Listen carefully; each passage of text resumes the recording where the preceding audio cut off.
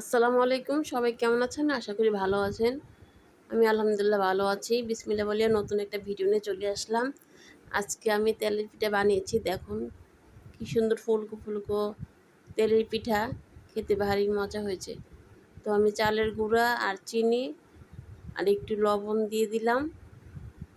তারপরে ১ কাপ ময়দা বা আটা যেটাই হোক আমি দিয়ে দিব। তো এখন আমি ভালো করে হাত দিয়ে চালের গুঁড়াটা আটাটা মিশিয়ে নেব। তো আমি হালকা হালকা কুসুম গরম পানি দিয়েছি, দিয়ে এখন আমি মেখে নিচ্ছি হাত দিয়ে। ভালো করে মেখে নিতে হবে, নাহলে তেলের পিঠাটা হবে না। তো আমি চুলায় কড়াইটা দিয়ে দিয়েছি, চুলাটা অন করে দিয়েছি, আর এখন আমি তেলটা দিয়ে দিচ্ছি।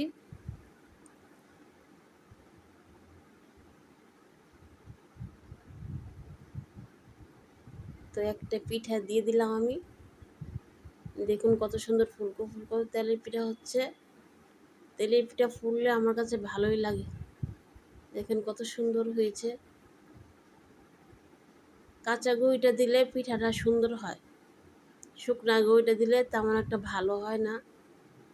একদম ভাঙিয়ে এনে ওই গুঁড়োটা দিয়ে তেলের পিঠা বানালে সুন্দর হয় বেশি। পিঠাটা দিতেই ফুলে যায়। আমি কিন্তু অন্য কিছু ব্যবহার করিনি। দেখুন কি সুন্দর ফুলতেছে, একটা একটু করে দিচ্ছি আমি।